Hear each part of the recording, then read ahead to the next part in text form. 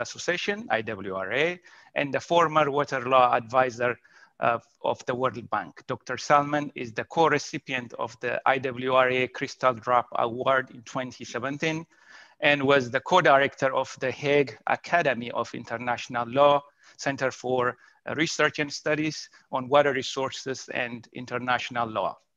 Dr. Salman has published extensively in the field of law and policy, and he has been teaching actually laws for more than a couple of decades. We are honored to have him, and I'm going to pass the screen to him now.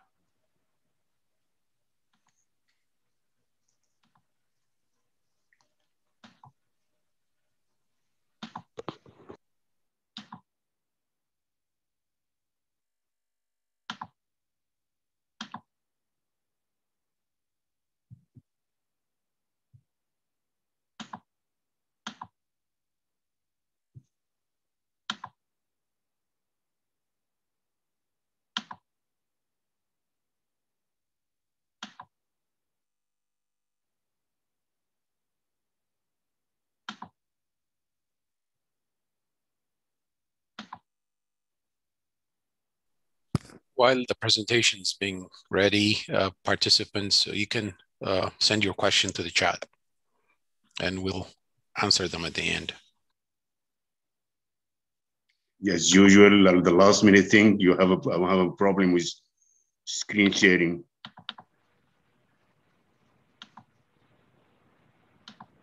We tried it, but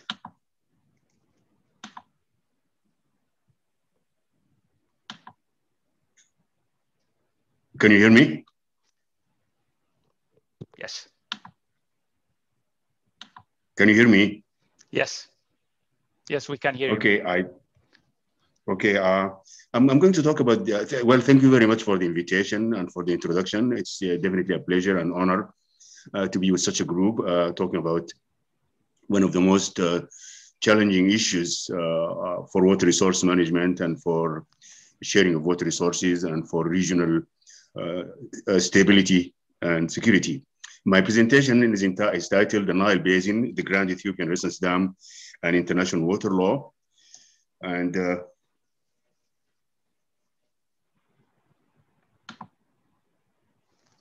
I will talk about the political geography of the Nile, just to set the stage for the discussion and for the other presentation and discussion. And then set forth the basic principles of international water law and the agreements on the Nile and how they relate together, and then talk about the projects and programs on the Nile, particularly the Grand Ethiopian Renaissance Dam, basic facts about it, the developments, including the agreements that were reached, and the differences and the attempts of third parties to resolve them, and conclude with some basic remarks.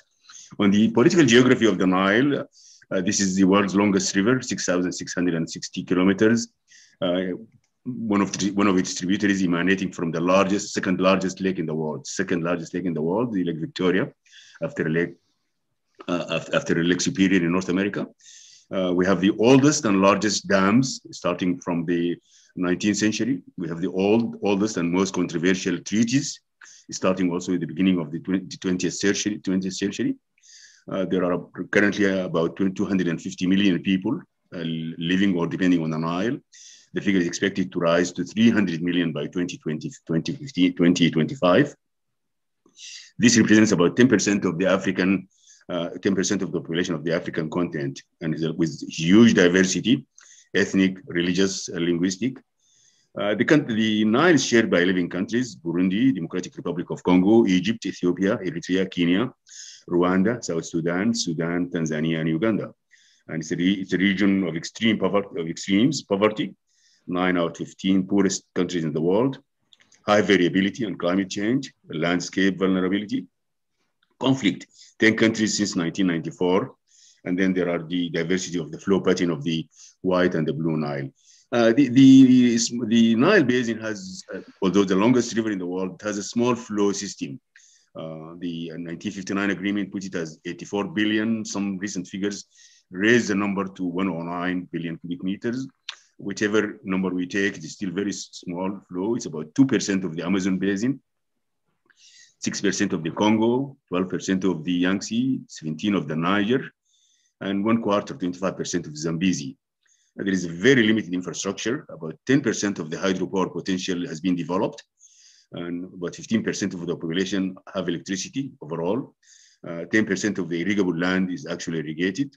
There is high rainfall variability across the basin. The Ethiopia tributaries contribute 86 to 95% of the flow at Swan, depending on the season of the flow. There is a huge loss of the equatorial flows in the Sud region of southern Sudan, those swamps, about 60%. And for that reason, the White Nile contributes only about 14% of the flow of the Nile. Egypt has a minimal rain flow, minimum rain, no flow additions, and 90% of the population live on 5% on the land on the Nile. Sudan and South Sudan, before South Sudan seceded, had about 65% of the area of the drainage basin, and confluence, and they are the confluence of most of the major tributaries. Now it's about 45% of the basin in Sudan, and about 20% in South Sudan. The challenges are really immense. As I said, limited flow of 84 to 1.09, increasing demands due to population growth. And then there is a current allocation of the Nile waters used largely by Sudan and Egypt under the 1959 agreement and under the practical situation. There is a challenge of climate change and environmental degradation. And there are major differences over the Nile Basin agreements, ending with the Nile Basin Cooperative Agreement. The Nile Basin Cooperative Agreement is an agreement that was under negotiation for more than 10 years, and there were lots of hopes that it would be the fairest inclusive treaty. Unfortunately, that didn't happen. There are major differences, and in fact, rather than a unifying element, it has become a very divisive issue. And as a result, the programs and plans are mainly unilateral. So we have every country building for itself, and there's not much coordination or cooperation. And the Grand Ethiopian Renaissance Dam is one indication in this direction. Those are the dams. We will see that Egypt, Sudan, Ethiopia, and Uganda. The basin is really dotted with a large number of dams. I don't have time to go through it, but if there are a question, we can come to it later. This is just quickly the contribution of each of the Nile main tributaries. The Blue Nile, 50 billion cubic meters, representing about 59%.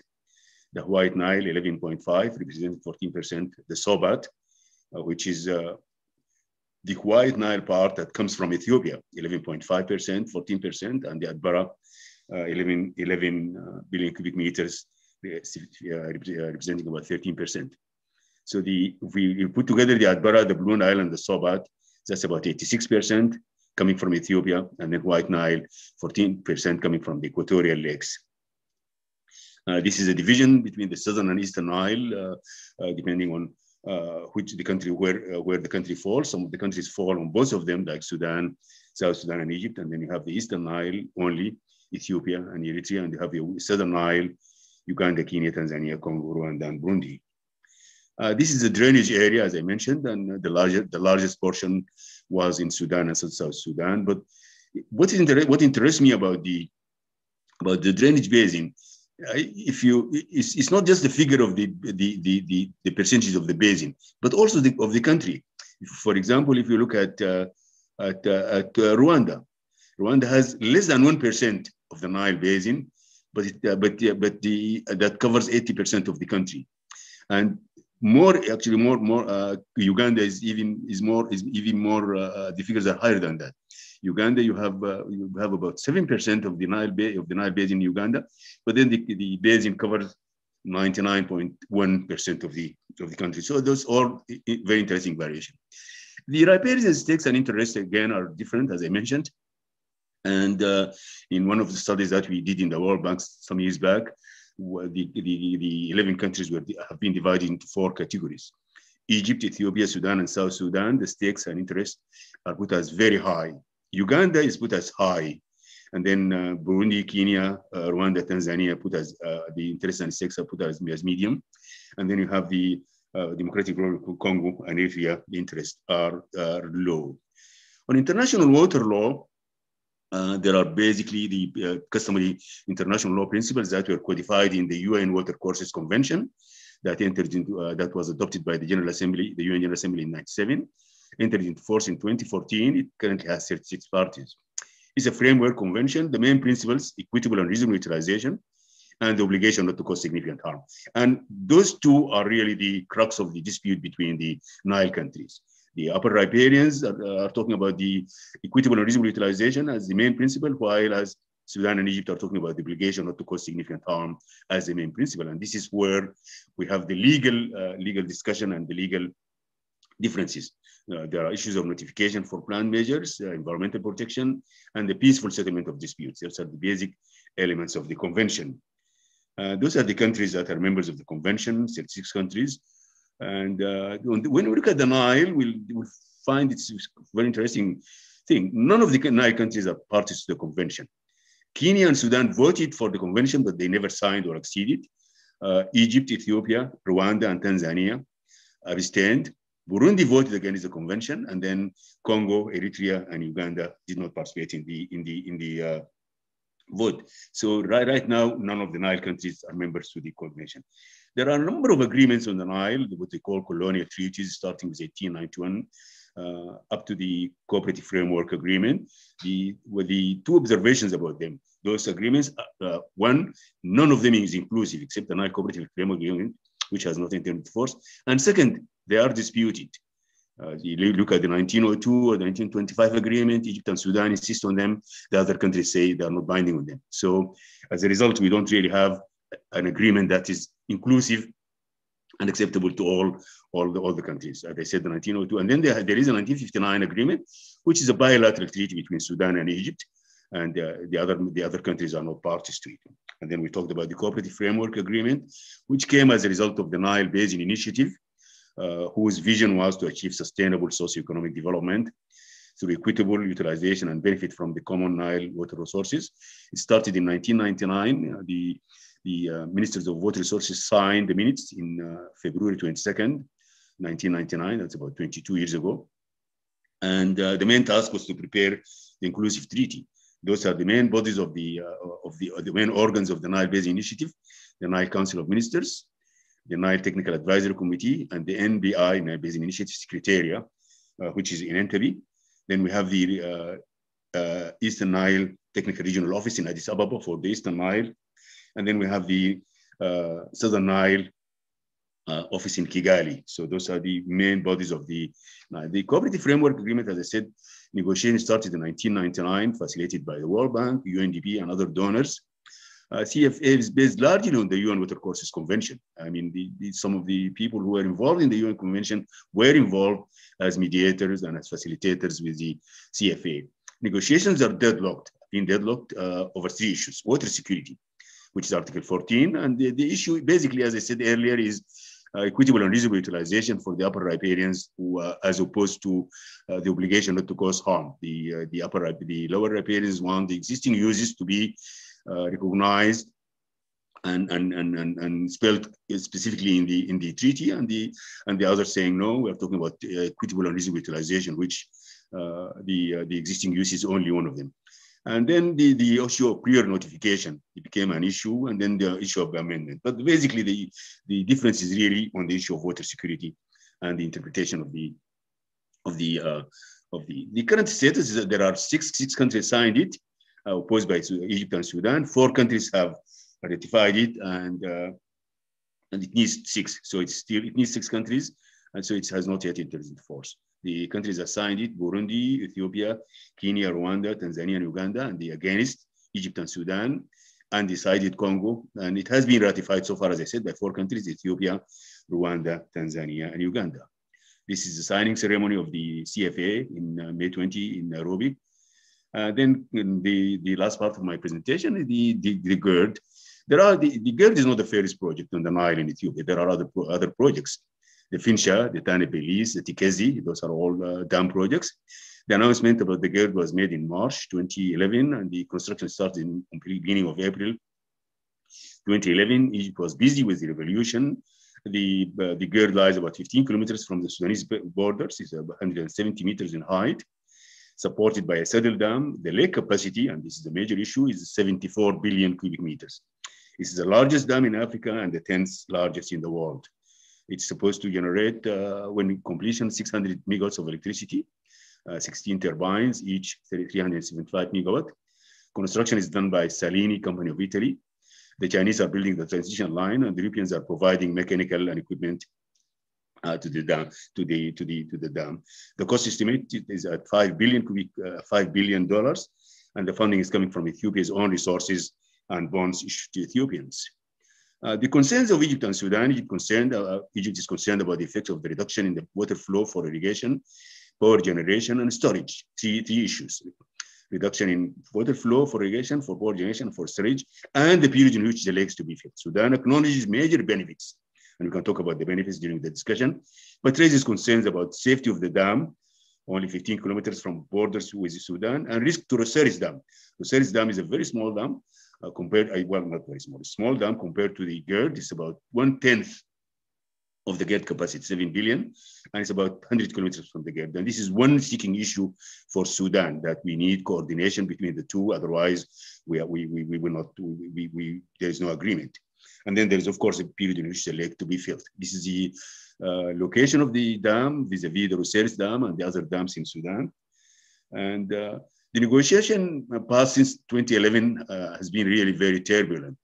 The establishment of the report with the international panel of experts from 10 members, 2 from Ethiopia, 2 from Egypt, 2 from Sudan, and 4 from outside the Nile Basin. They issued the report. It is available in the website, report of the international panel of experts. And then there is agreement on declaration of principles, which was signed in Khartoum in 23rd of March 2015. This is a major breakthrough in my view, because this is the first time the 3 countries concluded a treaty. And we'll come to it in a minute, if I have time. And then there is a Khartoum document. It is a document signed by the minister. The agreement to declaration principle was signed by the head of the states. Khartoum document was signed by the ministers of water resources. And then the direct negotiation continued through 6 ministers, foreign affairs and water resources of each country. Then there was involvement of the USA and the World Bank in November last year, which didn't succeed. And then there was the result of the Security Council by Egypt, and then followed by Ethiopia and Sudan. This is the first time that a dispute on shared water resources reached the Security Council. The Security Council wasn't happy to tackle it, and they're quite happy to see the African Union come in, and we can talk about this later. And the African Union is now involved, and there is a current impasse, which we can come to. This is a report of the International Panel of Experts, as I said. It's available. The agreement on the GERD consists of 10 points. There are 4 on the GERD. There talks about principles of development, regional integration, sustainability, and cooperation. And it talks about cooperation on management of the GERD. And this is very important because those are the differences here. To agree on rules for the first filling of the reservoir, which is now a major issue, and to agree on the rules for annual operation of the GERD. Again, those are the 2 issues that are really now holding the reaching an agreement. Then there is a talk about there is a provision on priority of electricity sale to Egypt and Sudan, and then there is a principle of dam safety. And as I said, the declaration of principle is the first trilateral agreement between the parties, as confirmed by the Khartoum document. Yet it has not resolved the differences over the GERD. This is a signing of the GERD. We see President Sisi, former President Bashir of Sudan, and former Prime Minister of Ethiopia, Haile Mariam Desalegn. This is a signing, a major event. And again, the signing, and here they're holding hands. It was a beautiful photo, which we thought that it will open the door wide for cooperation. Unfortunately, it didn't. So I'm coming to my conclusion. I hope I'm still on time. The Nile is a river of limited flow, as I mentioned, 84 to 109 billion cubic meters, resulting in increasing competition over its water resources. And the cooperation is hampered by a number of factors. Colonial treaties, the one they mentioned, and resultant upper hand of Egypt and Sudan over the Nile waters through 1959 agreement.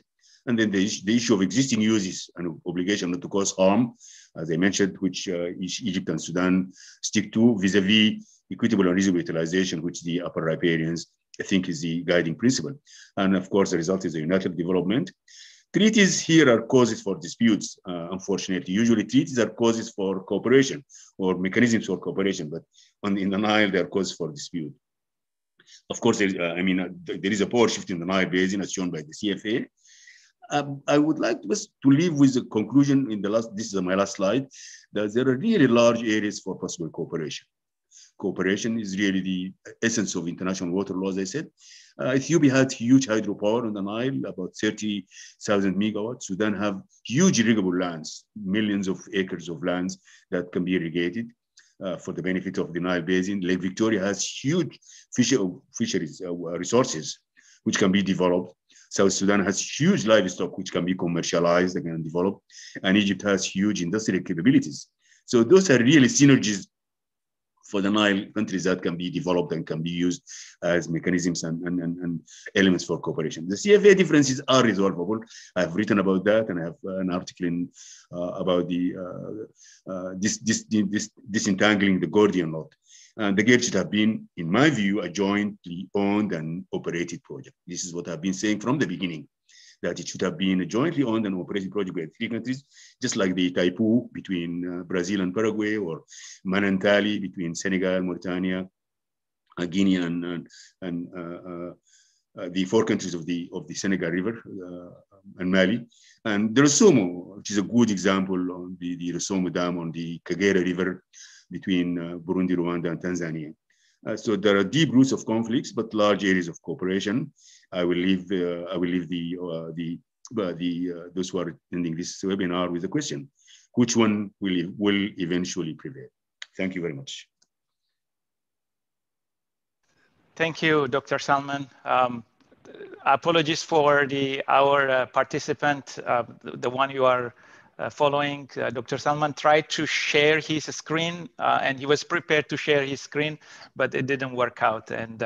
But that's why I got a few questions in the chat line. The next presenter is Dr. Lal, our next presenter. Manu is the director of Columbia Water Center and the Alan Carroll Silverstein Professor of Engineering and the chair of the Department of Earth and Environmental Engineering at Columbia University. His research current are in global water sustainability initiative, addressing global water scarcity and risk, global flood initiatives, and mitigations and management of flood at a global scale. Dr. Lal is a pioneer in many hydrological related research and recognized internationally as such. He is the fellow of American Geophysical Union, a fellow of the American Association for Advancement of Science, and awarded the Henry Darcy Medal by European Geoscience Union. Thank you, Manu, and really honored having you today. And I will pass the screen to you.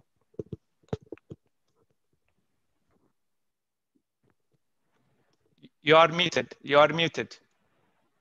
You are muted. Okay. Thanks very much, Cherusev. It's an honor to be here. I'm actually completely ignorant of the activities in the Nile Basin.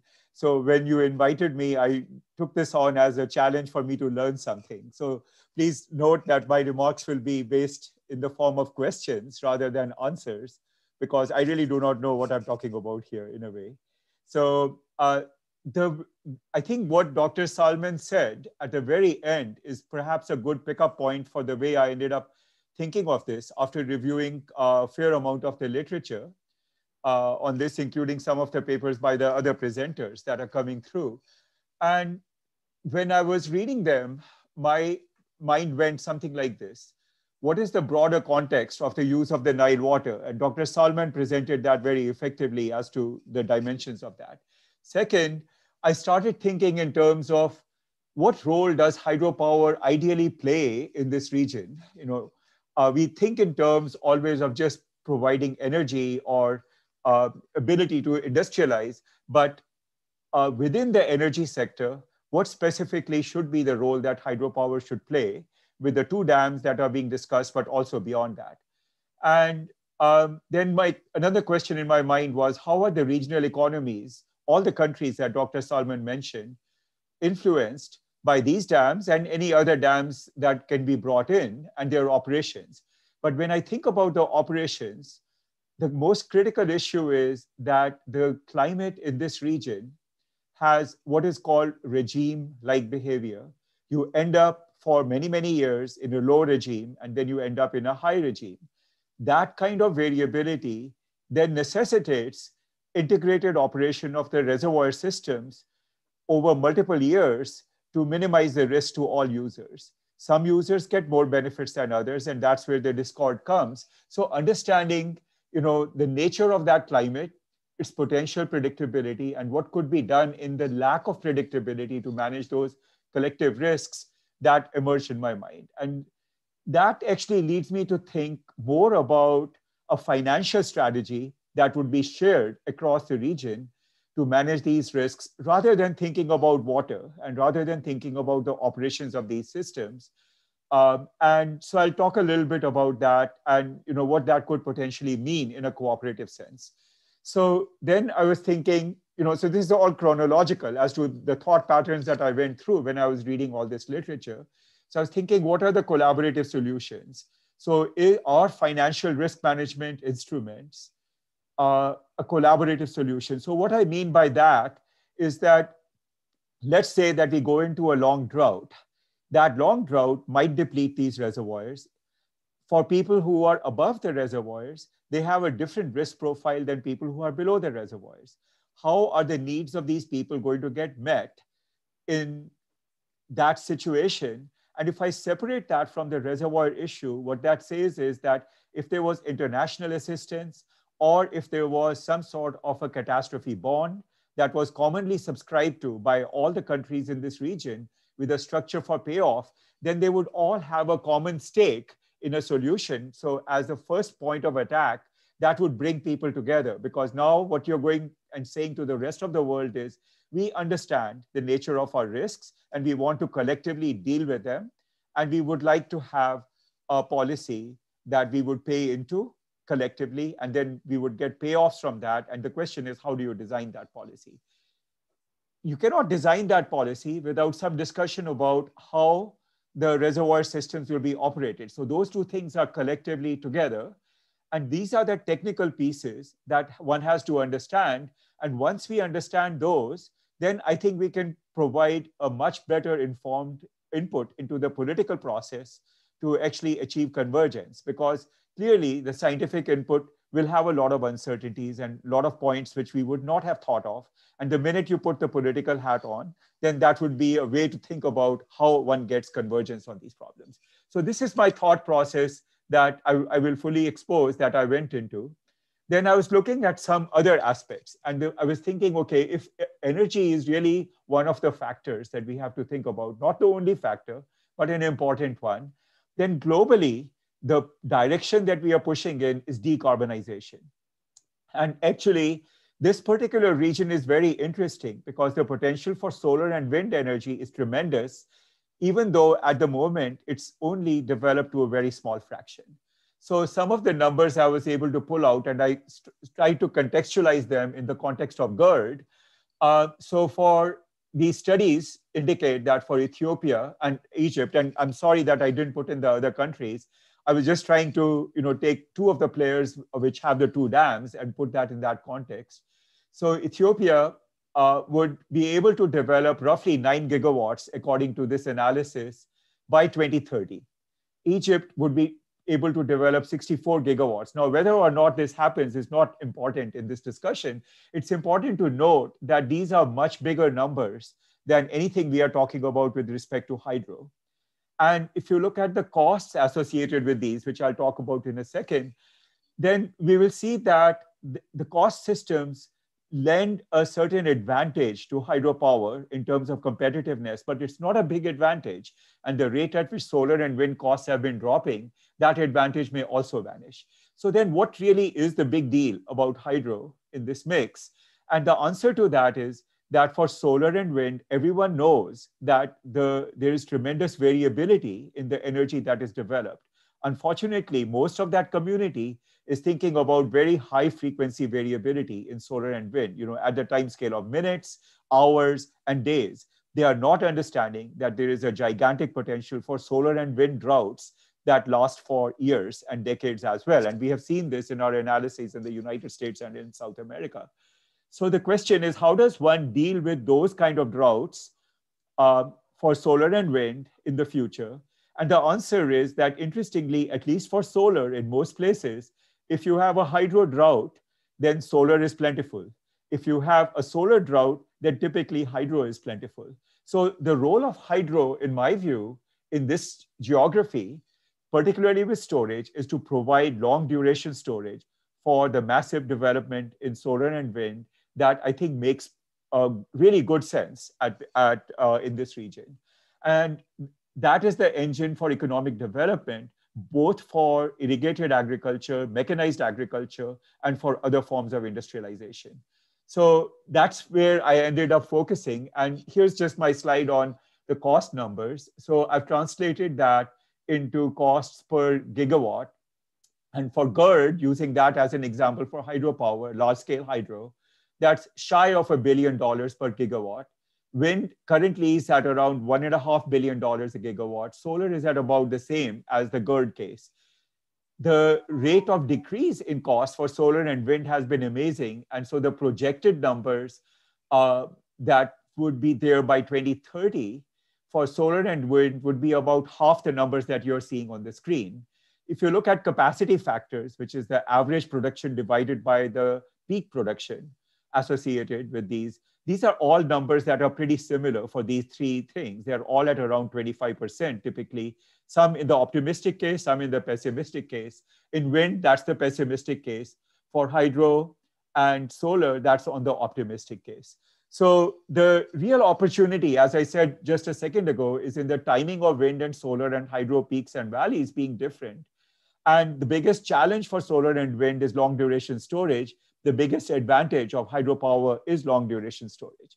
So I think this is where the basis for putting these things together probably comes. And since the economic value associated with energy in the region will be tremendous, particularly accounting for its compounding effects in economic value, then the question is, can we then start thinking about how the securitization of the risk associated with that, residual to what hydro can provide, can become an overall picture for the whole region. And one thing I forgot to mention here is that even if you are an upstream country, as soon as large-scale solar and wind is developed, the value of hydro storage on a grid across these countries is tremendous to the upstream people just as well as to the downstream people. So that changes the dynamic of how we typically think about upstream versus downstream purely from a water perspective. And that's an important point to bring up. So I'll reframe my questions that I put in the beginning towards more operational questions. First is, can a regional climate risk facility that is managed by a third party, such as the World Bank or the IFC, or any other third party that we can think of, be created to do this? And so to do this, we would have to come up with a financial risk transfer mechanism that is indexed to something, to a climate variable, could be stream flow, or could be the energy potential, or could be the level of storage, presuming that there is an agreement as to how all the storage systems are being operated. Then the proportional contributions and payoff structure. Then the valuation of hydropower as long duration storage in economic valuation for the regional electricity system. And some mechanism of how we predict what the risks are at different time scales, seasonal, interannual, decadal, and at the century scale, accounting for changing climate.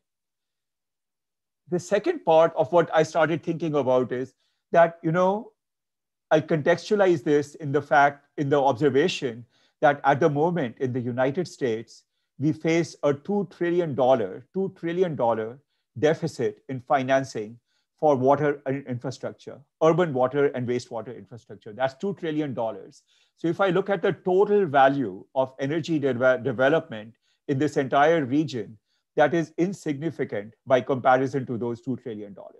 So my posturing here would be that if the region gets its act together, they should submit to the OECD countries that if they want to have this region forego the opportunity to develop fossil fuel-based energy, because the costs of that are also coming down as people shift to renewable energy, and it is proximal because of the Arabic countries and also other sources that are going to be hungry looking for customers. If the OECD countries are serious about meeting the climate challenge, then they should contribute the capital free of interest to the region to develop the solar and wind at a very large scale. And that would take care of any financing needs and remove the issue of the economic disparity between the countries in the region and their ability to finance new energy solutions.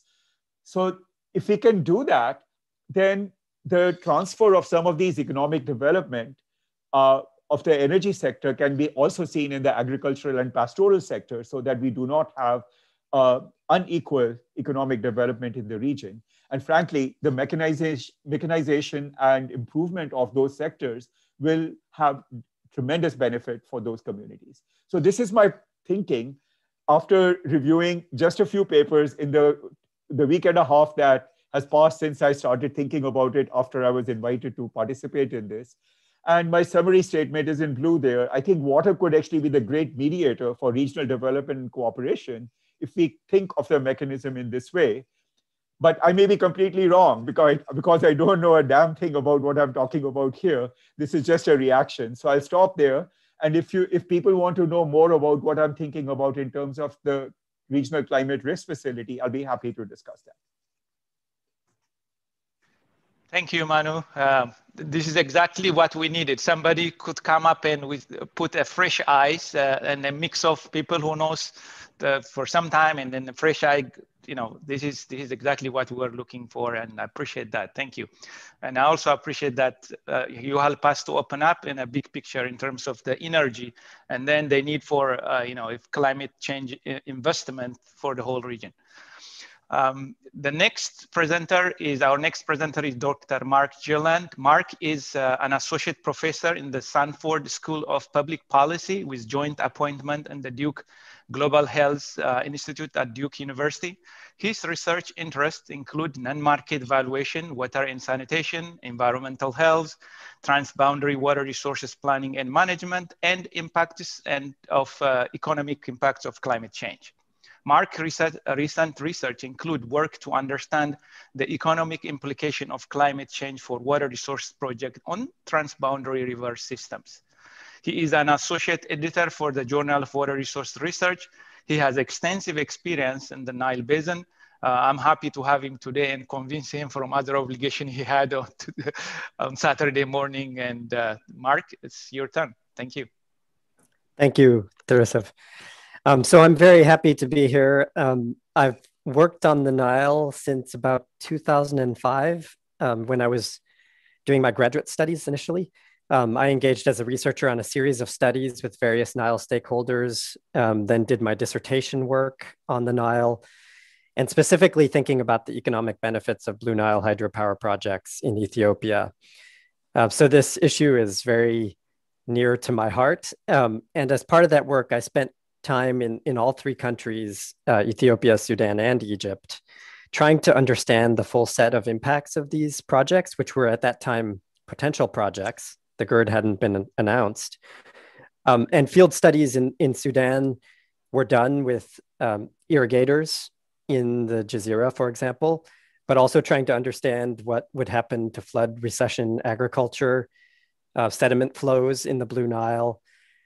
So we were looking at downstream impacts as well as the immediate energy production that would occur in Ethiopia. And then spent time reviewing data and records with water resources related ministries in all three countries. So interacting with policymakers in all three countries in association with that effort. To me, the current state of affairs and discussions in the Eastern Nile is quite tragic, mostly because where we are was not at all inevitable, I feel. First, I have to acknowledge that I'm not all that close in any way to the diplomatic negotiations that have been ongoing. And so I don't have deep knowledge of the particular sticking points that have emerged, although I have general knowledge from reading press articles and sort of hearing third-party information. But I am saddened by the fact that the positions and perspectives in the basin are so hardened.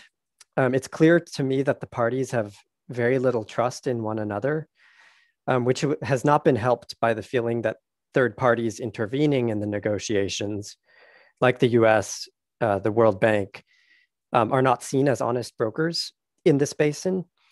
So it's quite a complicated political negotiation situation. But all that said, on the economic front, I think there's still tremendous room for mutual gain. If one adopts a picture that is solely focused on cubic meters of water, and I think this was partly the point that Dr. Lal was making, this isn't necessarily the case, right? So mutual gain is not obvious. And in particular, it is clear that Egypt in particular will bear many of the costs from almost any upstream development, whether it's the GERD or anything else. And we have to acknowledge that from a cubic meters perspective. Whether that's primarily consumptive use upstream, as occurs with expanding irrigation that has been ongoing in all countries, and where Sudan continues to have ambitions to expand its irrigation use, or in other upstream countries. But even with non-consumptive storage-backed hydropower, there will be associated evaporation with those projects, and that will decrease water flows downstream. Of course, smaller storage projects or run-of-the-river hydropower have relatively less or none of those kinds of impacts. But the thing that economists like me who have talked about evaporative savings and the potential for savings from moving storage upstream, the thing that we haven't always talked precisely about is that those evaporative savings are contingent on Aswan and Lake Nasser being operated at lower levels, right? Because if you lower levels in Lake Nasser, you reduce the volume of water and surface area of Lake Nasser. There's going to be less evaporation there. But those evaporative savings only occur if you have lower operation levels in Lake Nasser. And that in turn implies that there is going to be somewhat lower water security in Egypt relative to what it has experienced historically. And that lower storage means that there's less water available for drought periods when flows are low. That is, Egypt can usually maintain its water uses that it has come to expect to be secure over the past 3 decades, but at some point, a drought will strike.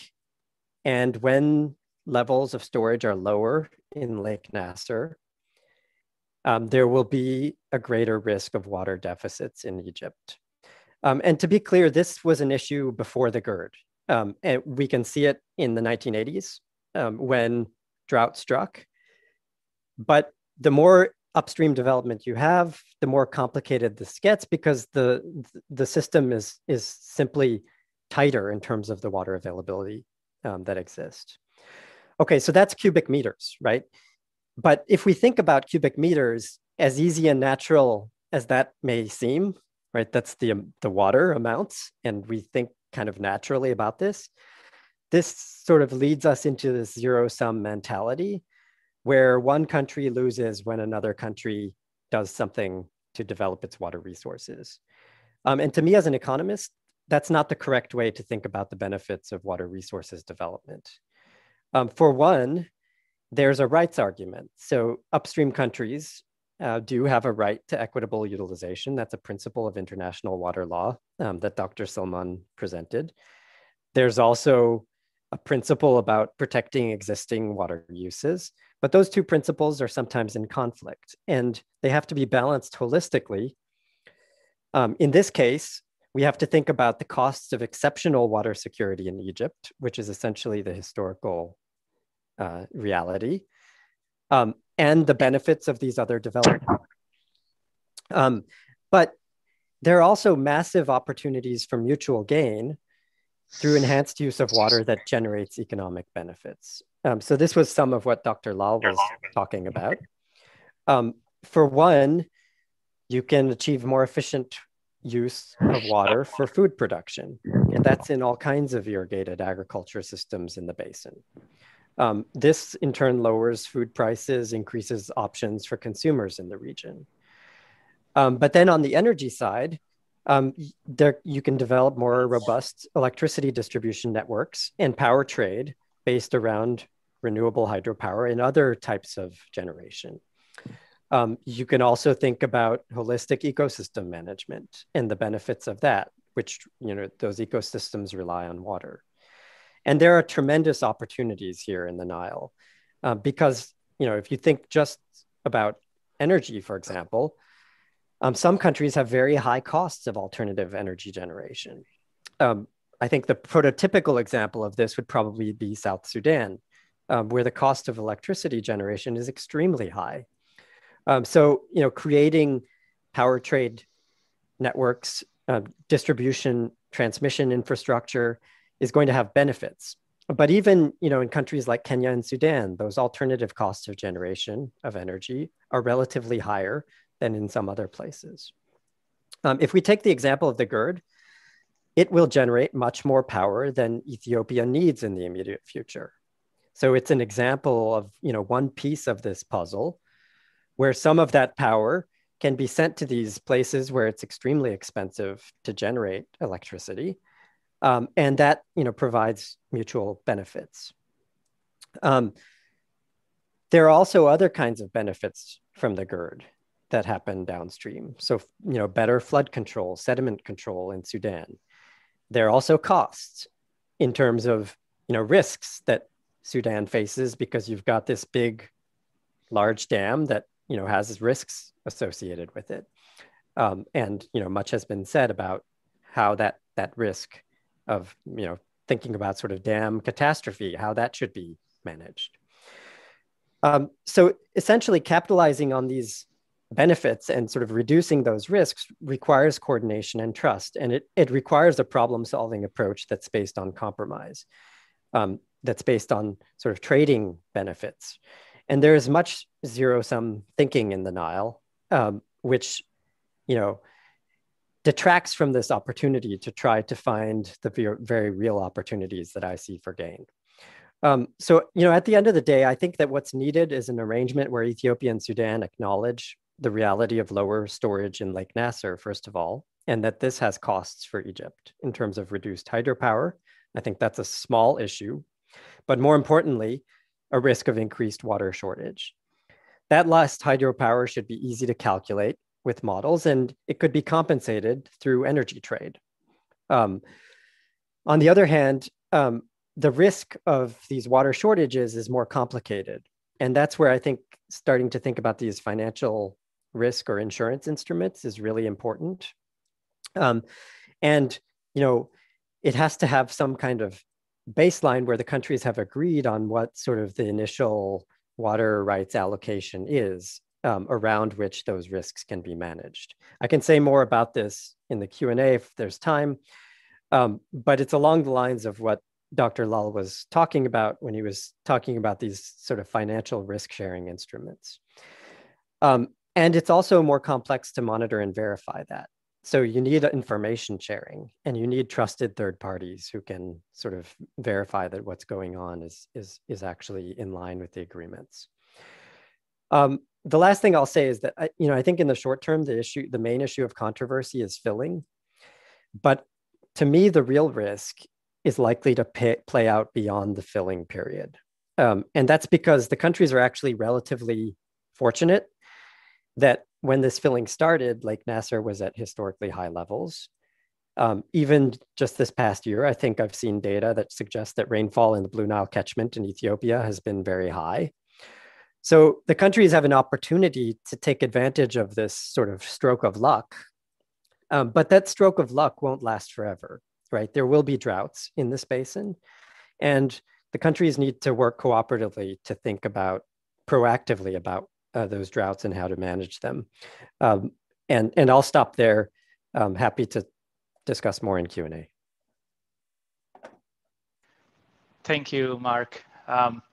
Yeah, thanks. That's a lot to digest. And like you said, I think we will come back to some of this through question and answer. Our next speaker is Professor Peter van der Zak. Peter is a professor of water resources management at IHE Delft and Delft University of Technology in the Netherlands. Peter has led several multidisciplinary research and capacity building projects, mainly in Africa, but also in Asia and Latin America.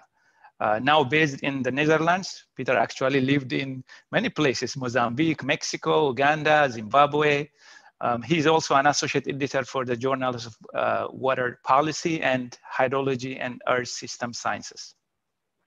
Peter was the project leader of the Blue Nile Hydro Solidarity Research Project. I will encourage you to Google that in partnership with Addis Ababa University and University of Khartoum in Sudan.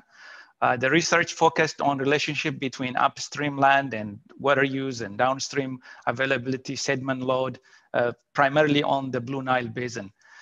Through this project, 8 PhD projects and the students were able to complete successfully their dissertation between 2013 and 2020.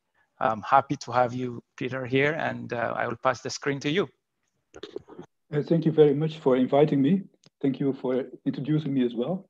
But there were actually 8 Ethiopian and Sudanese PhDs from that project and 1 Dutch. So there were in total 9, but by far the majority were Ethiopian and Sudanese PhDs, and some of who are attending this webinar, I guess. So first, why should a Dutch guy, a guy from Holland, say something about Africa? It's always dangerous, I think. But you know, the first time I worked and lived in Africa was nearly 40 years ago. When I calculated it, I was just a bit scared that I'm already so old. But that was nearly 40 years ago, and since ever, I have Africa close to my heart. I have 2 things that I want to say. First, I want to say something about some of how advanced Africa can be in terms of transboundary water management. And some of it has already been hinted by Dr. Salman. And then I will say something, I try to say something on the Nile Basin. Now, first 3 examples of what I think are very positive developments in Africa. Now, first is indeed the existence of jointly owned infrastructures. Dr. Salman mentioned the Mamantali Dam on the Senegal River. And that dam is located inside Mali, but it is owned by Mali, Senegal, and Mauritania, and it works. Another example is, of course, the Katse Dam, which actually has exactly the same design as the Tekeze Dam, Tekeze 3 Dam in Ethiopia, although the Tekeze Dam was built afterwards and they made it a few meters higher so that Ethiopia could say that they had the largest. Katse Dam is located inside Lesotho, but it is partly financed by South Africa. And another one is my favorite one, is Maguga Dam, is located inside Eswatini, what we used to call Swaziland, but is jointly owned with South Africa. South Africa actually has a majority share of nearly 60%. And that is probably the most effective water authority, transboundary water agency in the world is COPA, Cooperative Basin Water Authority, which jointly operate, which is a bilateral organization between South Africa and Eswatini, and they jointly operate this Maguga Dam and also the Rikopi Dam. So this is quite unique. There's only one other example, I think, outside Africa of this joint infrastructure, which Dr. Salman also mentioned, Itaipu. Okay, that's one. We have the SADC, and we have the SADC revised protocol on shared water courses, which is more or less identical to the UN Water Courses Convention. So actually, the UN Water Courses Convention came first in force in the SADC, because the protocol has the same status as law. And a third positive example, also in SADC, is that we have WaterNet, a capacity building network under SADC that has developed 20 years ago a joint regional master program in IWRM. And the students move several times to different universities that partake in this master, and they learn there to literally speak the same language, also in terms of concepts. They have the students, since they move, they have been exposed to the realities in other riparian countries. And of course, they have become friends. If you sit in class for a year or so, you become friends. And okay, that has been operated for 20 years. Now, I think there's at least 600-700 alumni. They all know each other. They meet every year during the WaterNet Symposium, where also policymakers, academics, and decision makers and professionals meet. And that has created a tremendous impact. And now, since the first graduates were 20 years ago, they have risen to, some of them have risen to very important positions. So now it becomes much easier to talk about transboundary waters. And this was partly possible because some donors committed for 20 years to support this network and give fellowships to students. It may have costed perhaps 20, 25 million. And then people say, oh, that is very expensive. Think of how much one dam costs and who is going to operate this dam responsibly. So that is my plea also to the donors if they were in the room, but I guess they are not. So this is just to say how advanced Africa can be in terms of managing transboundary stuff. Now let's now turn to the Nile Basin. I was always very impressed about ENTRO, the Eastern Nile Technical Regional Office.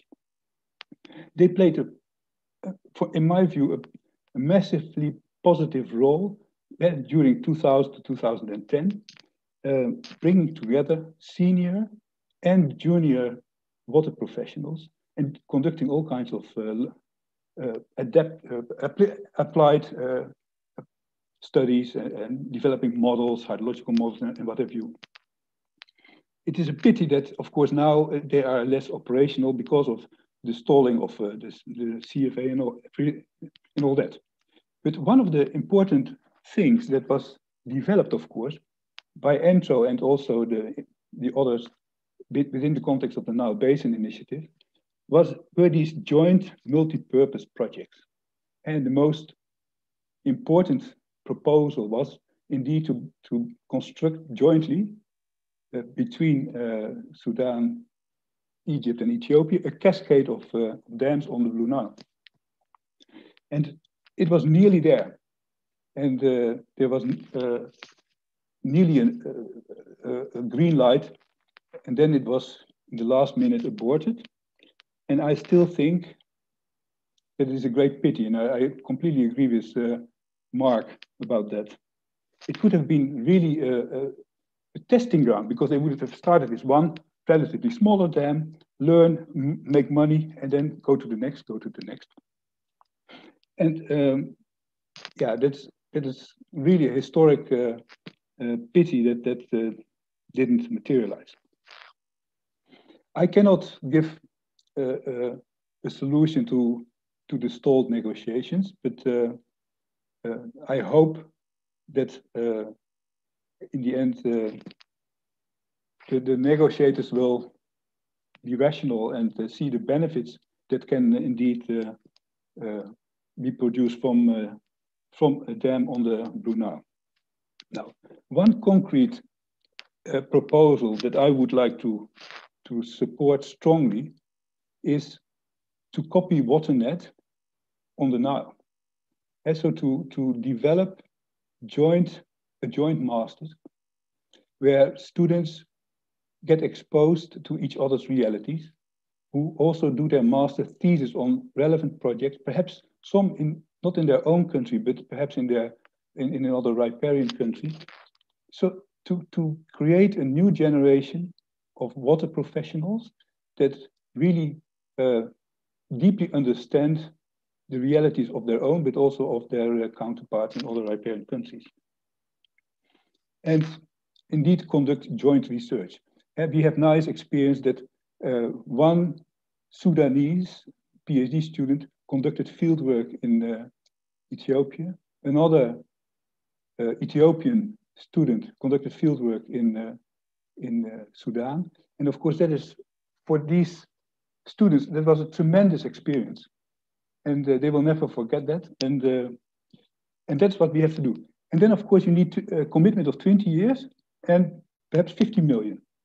And that is a pittance compared to the infrastructure development costs that Dr. Law already indicated. And these funds are massive, but these infrastructures have to be developed and operated in a responsible manner by really good professionals, and that's where we have to make huge investments in. Thank you. Thank you, Peter. Excellent. There are many points that raised. I think we'll come back to them as well during question and answer sessions. Now we will be going to the question and answer session, and I'm going to ask 2 or 3 follow-up questions for each of them so that we use our time efficiently. Before I go to the question, I would like to address that from the chat. I was asked that why we don't have someone from Egypt. I actually tried. It just didn't work in terms of the timing.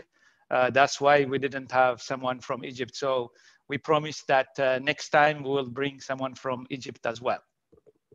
The first question goes to Dr. Salman. And looking at GERD and the Nile Basin, there are many who say you shouldn't use GERD to negotiate what effectively is a water allocation agreement that's presented by Egypt and Sudan through the so-called binding agreement.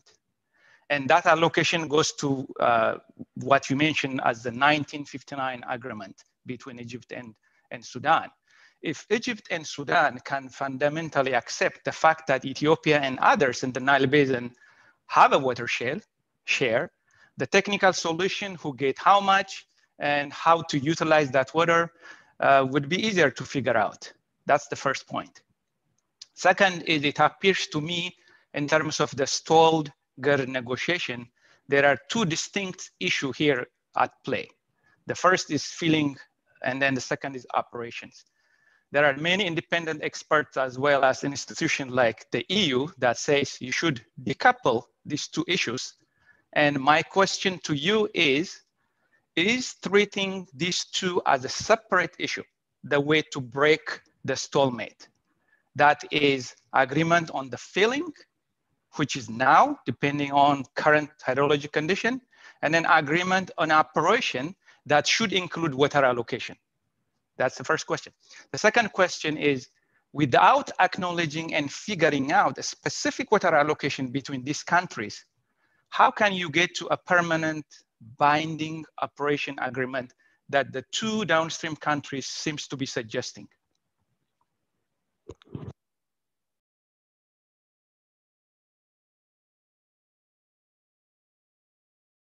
You are muted, Dr. Salman. Yeah, okay. Okay, thank you very much. I think you really raised the main issues that have been under negotiations for the last couple of years, the issue of the water allocation between the parties and the 2 points about the filling and non-operation. And you look at those issues from the angles of the 2 parties. And you look at the history of the Nile. I think the problem with the negotiations, whether it's going to touch on water allocation or issue of filling and operation, or just the GERD or beyond the GERD, and it is just a whole history of failure to reach an agreement on some of the basic issues. The intensive 10 years negotiations on the CFA really is more or less what we are having now in a slightly different shape. Question of whether we have a framework agreement, and then that was the agreement. Okay, we'll try to have a framework agreement, just like similar to the UN Water Courses Convention, a framework agreement for the Nile, and then the issue, even with a framework agreement, the issue of water allocation in terms of existing uses, one principles of international law, or equitable and reasonable utilization, another principle of international law. And so how do we really disentangle this issue? I think in my view, the parties need 2 things. They need to sit and acknowledge the concerns of each other and do that in good faith. Without doing that, the negotiations will just go in circles and circles and circles. The second thing, is that in the current negotiations, I think there is a need really for the AU, the African Union, which is conducting the negotiation, to strengthen its team, the mediating team. I looked at the team, and really there are lawyers there But I think you need to strengthen this further by putting some international water lawyers. We have very known and very renowned international water lawyers who can be added.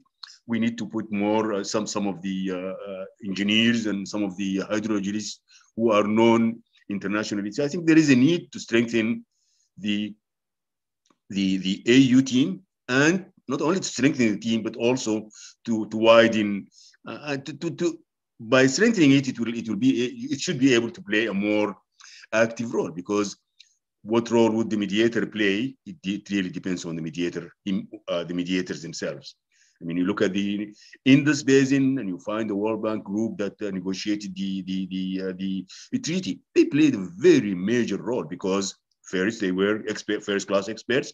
Second, they really were very knowledgeable about the concerns of each of the two countries, India and Pakistan.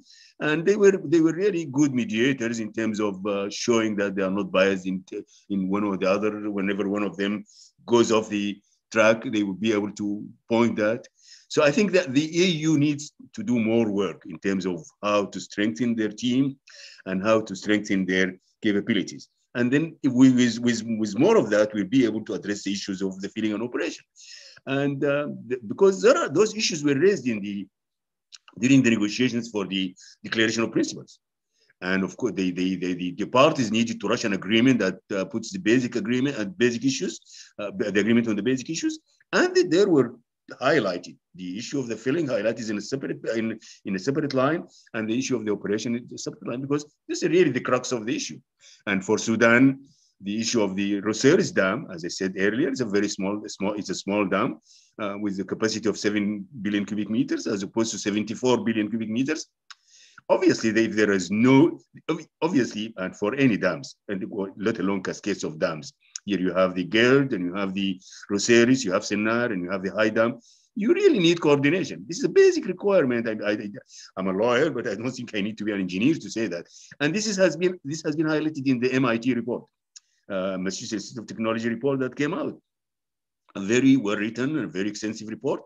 And it said that you can't build a dam like this, or you can't build those cascades of dam without proper, comprehensive, and coordination between them. And so the issue is really now, in my view, for the African Union to play to strengthen its team and to play a more proactive role.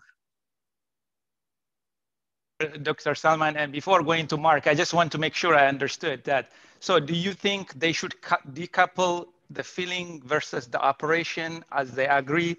And then also, can they do the operation without water allocation? Well, I think that will depend on how the mediators would really handle those issues. You could still say something and pretend and do something, and the way you approach it, it could be in the way that each party would think that their interests are being taken into account. I think you can do. I think you can do the filling and operation. You can concentrate on the filling and operation, and at the same time raise on the sideline the issue of the water allocation and see how to address it. I don't think. Let me just put it in a very slightly different way. I don't think insisting on having them together can and should put an end to the negotiations. You can continue the negotiations, and you could continue handling them together. Thank you. Appreciate that. The next question is for Mark. I have seen in a media report supposed economic impact of GERD on Egypt. In fact, some of the claims that I have seen, a shortage of 1 billion cubic meter would constitute about 290,000 people losing their income, 130,000 hectares, and then some other 430 million loss in agriculture. This seems to be a staggering, hard to believe number to me, given where we are today in terms of where HUD is, but that's a different debatable. But what I want to bring to you is that your recent study in the Nature Communication brings this important issue of perception and a real economic impact. In fact, I would quote here, the new normal with GERD in place benefit both Ethiopia and Sudan without significantly affecting Egypt. But also you question about the perception of shortage, even those not related to GERD could result in what you called water panic, similar to financial panic. I thought that was very interesting. So I should mention that that study actually looked at a lower reservoir level than where we are today by about 15 billion cubic meters. My question is, how do you reconcile this big gap on what the science says and what seems to be pretty much echoed by many media about the economic impact? That doesn't seem to be supported, can correct me, scientific study. That's one. The second question is, how can you bring real economic incentive and bring these three countries to cooperation? In addition, I would like to talk about, many times it was mentioned about benefit sharing, since it is something mentioned quite a bit. Going back, we already talked about what exactly this benefit sharing looks like if you were the one overseeing it to be executing. Yeah, thanks. I think on the first question, so, people have very strong feelings about water. It's sort of ingrained in us. And my co-author on this paper, Dale Whittington, has written about how we have almost a primordial instinct as people about sort of the need for water. And I think that's very much in our culture, right? As human beings, that there's this high dependence on water. So that has to be acknowledged. And I think this thought of a water panic comes largely from that, right? That when people see reservoir levels dropping, right? And they see that there's drought, they hear about, rainfall not being as high as it normally is in Ethiopia. If you're in the downstream country, that's going to make you very nervous. There are a lot of sectors that are depending on water for various things. And I think our point in bringing this up in that paper was to say that it is actually inevitable that there will be a drought in this basin again. I mean, that the droughts have occurred historically. They occur relatively regularly, but it's hard to predict exactly when it will occur, right? And so the point being that if you don't anticipate that before it happens, then you get into this realm where people might perceive that there's going to be a large deficit and panic. And you could see this easily play out with, modern social media and the way sort of news gets generated, right? That kind of panic could feed on itself. So, I think I want to make the point that the economic costs of that drought are going to depend a lot on exactly what those perceptions are and how much advanced planning has gone into the equation, right? It can be managed, but if it's not sort of anticipated and there aren't contingencies for what happens during the drought to help those farmers who don't have water, to compensate people for the losses that they incur, then this can start to spiral.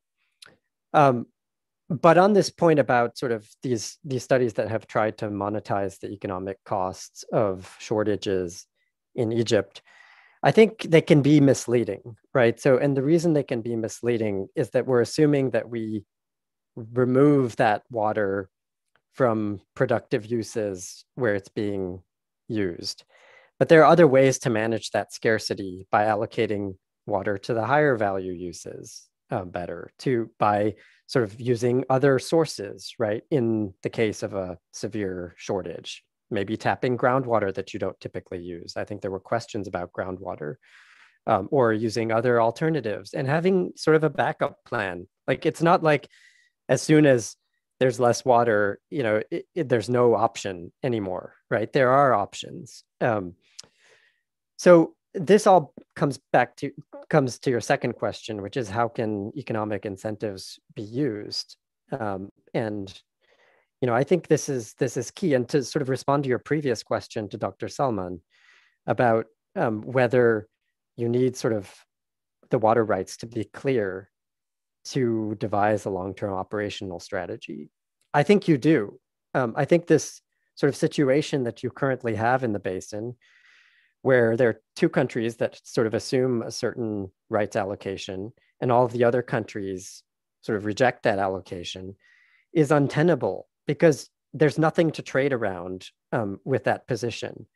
There needs to be some discussion of what those water rights are, and thinking about how shortages get compensated in the event that those water rights cannot be satisfied for various reasons. And that's when you start to use economic incentives to make, you know, the system work more efficiently and more effectively, but also potentially using these risk instruments that would also help with that process.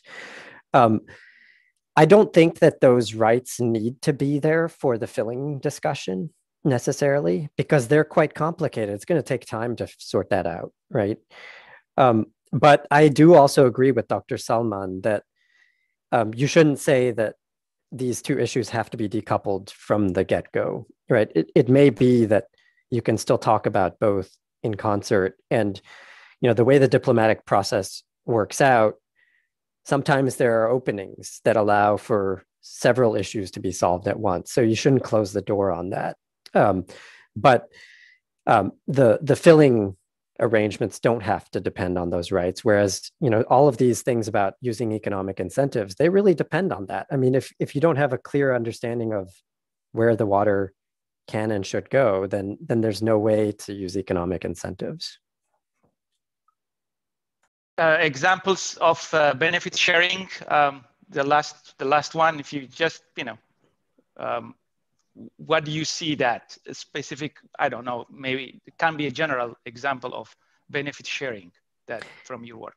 Yeah, I mean, there are experiences worldwide. So, you know, one simple idea of benefit sharing is where you look at water markets, right? Water markets that are used in some countries, but they tend to be within a country, right? As they've been set up, because the institutional arrangements tend to be a little bit easier. I think the SADC, right, the Southern African countries, have worked quite well around a framework of benefit sharing. And so there are, you know, good experiences there. I haven't been involved in those efforts myself personally, but I think, you know, they get attention for this idea of sharing water as well as energy and other benefits from water systems. Thanks, Mark. We're going to Dr. Lal now, Manu. We are going to stay in a big picture, Nile Basin, and we look at a little bit of operations as well, and you can add those. There are quite a lot of benefits on looking at water management operations at the basin scale. There's also an opportunity to be taken because there is low correlation between the Eastern and Equatorial Nile at a seasonal as well as a multi-year time scale. We can take an example what happened last year. We have the highest flow in May for Lake Victoria, and it was in September for Sudan. So there are some opportunities on how we can take advantage of this as well as multi-scale. So how do you see this kind of operational cooperation and then some tools that help us to look and bring everybody to a common goal, basically? And I would add again, and this goes back to some of the point that Peter raised, that as one of the originator of the Consortium for Universities in Advancement Hydrologic Science, those of you who may not be aware, CAUSI is a non-profit university organizations that Manu is one of the originator as well. How can an institution like that can also be developed for Nile Basin? So, you know, the thing is that a lot of this stuff comes back to money. And over the years, being a hydrologist and in the hydrology community, at some point I started realizing that we go to meetings and say exactly the same things every single time. And over time, nothing much really changes, you know, or incrementally changes. So that, and actually after coming to Colombia in 1999, they injected me into looking at how to help what was going on in different countries around the world. And what that did for me personally was that I was forced to think about what is important to the decision maker who you're trying to influence about your water issue. It turns out that most of the time, even though they say this is a very important issue and they're concerned about it, it is not really at the top of their mind. What is at the top of their mind is economic development, because they can see returns to them personally if they can do something on that. And then if you think about economic development, you start asking the question, what is the role water plays in it? And how should we view it? And the thing I learned there was that what we typically focus on are average returns on the investment that we make in water. That's what the World Bank also does. That's what all this net present value business does for you. And then what you start realizing is that whether it's an NGO working on water, or a government agency, or the World Bank, what you see is that enormous investments relatively happen in these things relative to the capacity of that organization. The first time there is a major drought or a major flood, that investment is more or less gone. There's also other factors, the lack of maintenance and the lack of technical capacity to do these things. But being a hydrologist, I started focusing on these extreme events and what do they do to you?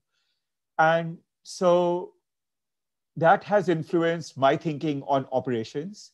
It's influenced my thinking on where is the apex of the solution to these things and where is the bottom point. And I started realizing that if the operations actually help with economic development and the mistakes that we have, so to speak, in operations or failures that we have are actually securitized in the financial sense, then people are much more willing to take risks on better operations than following the rote. And this is the case in the United States, and it's the case in other countries. There's a guy called Steve Rayner who published, and Helen Ingram, who published a paper in the early 2000s titled something like Why Water Managers Do Not Use Forecasts. And these were short-term forecasts. And basically their thesis was that if the guy uses a probabilistic forecast and the outcome is negative in any perception, the risk is to the guy who made that decision, the water manager. But if the forecast goes well, the only thing that person gets is a certificate saying you did a great job. There's no improvement to it. So why should this guy take that risk? And I thought that was kind of interesting. So, in that sense, that is why when I started thinking about these issues, my first line is, I need to remove the water manager from that risk, because this person needs to be innovative in the framework that person works. And so how do we enable that innovation is by removing the risks that individual faces from those kind of decisions to take better information into account. That's my answer to you. Yeah, thanks. The next one is for Professor van der Zak. Great institutional capacity building are tied to having a trust to build across countries. And the trust obviously comes from collaborative work. Data exchange is one thing. I know Sudan have raised, for example, this within the framework of the GERD negotiation. But cooperation and understanding hydrological conditions of the basin and capacity building should go beyond location measurement of few stream flows. I would argue we don't even know the entire water balance of the Nile Basin. This includes how surface water and groundwater interact and how you can leverage that for seasonal water management and build effective operational tools. The question to you is, how do you see this being solved going forward? We all know 40, 50 years from now, an institutional response to water issues, especially considering climate change, rainfall distribution, and increased consumptive water use, needs some kind of flexible and adaptive management. How can we ensure what we put today doesn't result in a future even bigger problem? Follow to that is, what is the role of the international community on this? And I'm not done yet. Plus, there are many who say that if there is an agreement tomorrow, the Nile Basin may not be ready to take that challenge. What specific steps in the Nile Basin you think we should take post-agreement? Oh, these are difficult questions. Now, I agree.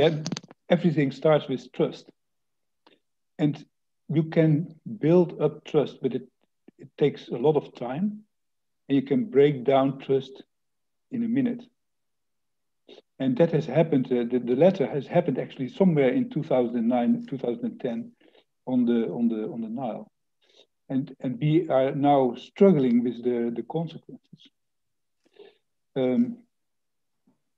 My experience is that among scientists, it is relatively easy to develop joint studies related to transboundary issues, as long as they remain a bit perhaps technical in the first instance.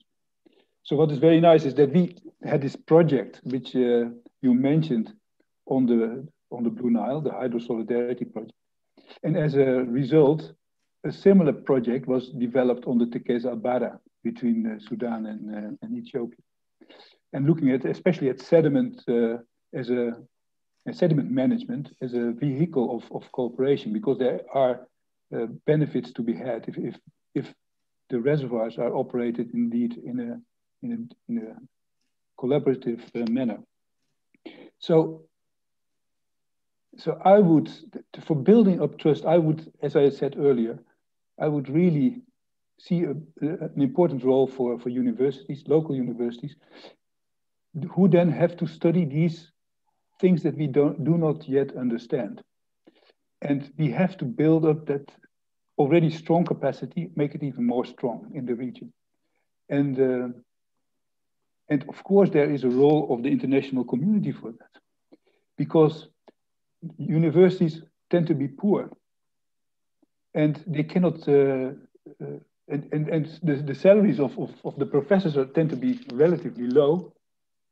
So we need to strengthen the universities, and one way of doing it is to ask the global community to invest in people by providing scholarships and making sure that a reasonable tuition fee is included, so that the universities really gain when they teach a student, and get the resources to make sure that the professors are paid decent wages, and also that the infrastructure is there.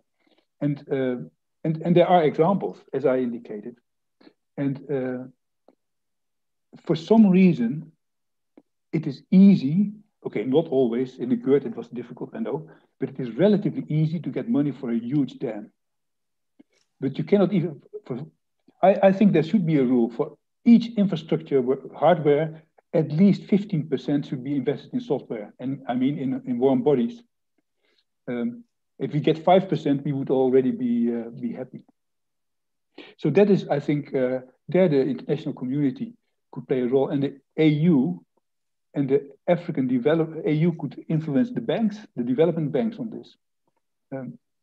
I think there's a good example of the rebuilding of Japan after the Second World War.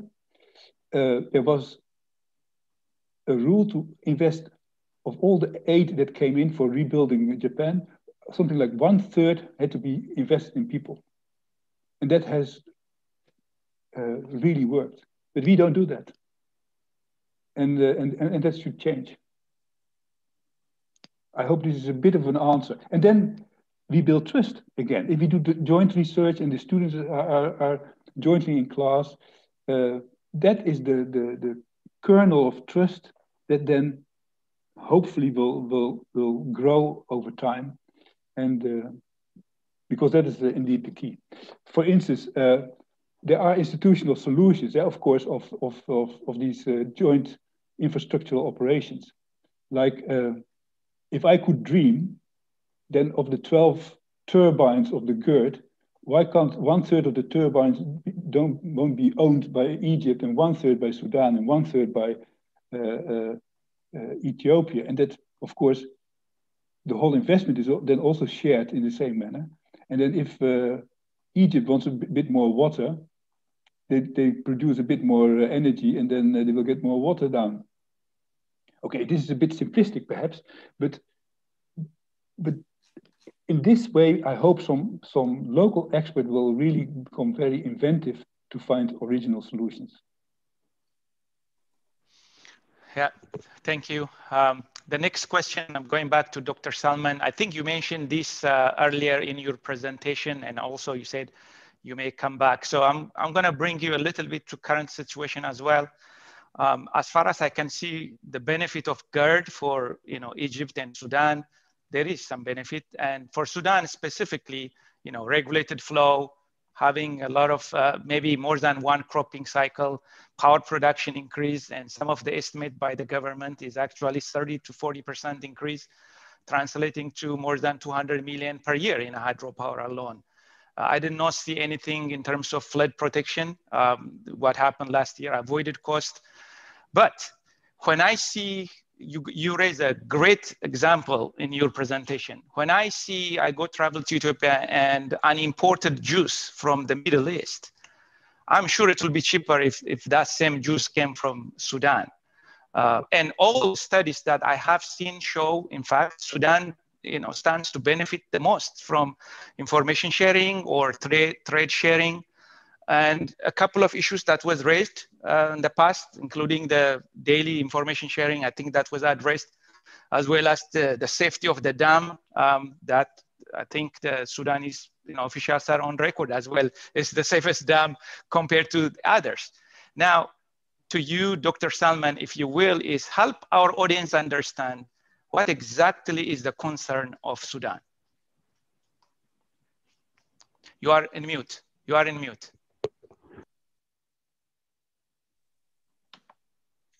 Concerns of Sudan regarding the GERD, if I understand your question correctly. Is that correct? Yes, yes, that's correct. You rightly enumerated the benefits to Sudan in terms of flood control, in terms of the regulated flow of the Nile, of the Blue Nile. The Blue Nile is really a very seasonal river. About 75% of its waters come to Sudan during the months of June, July, August, and beginning of September.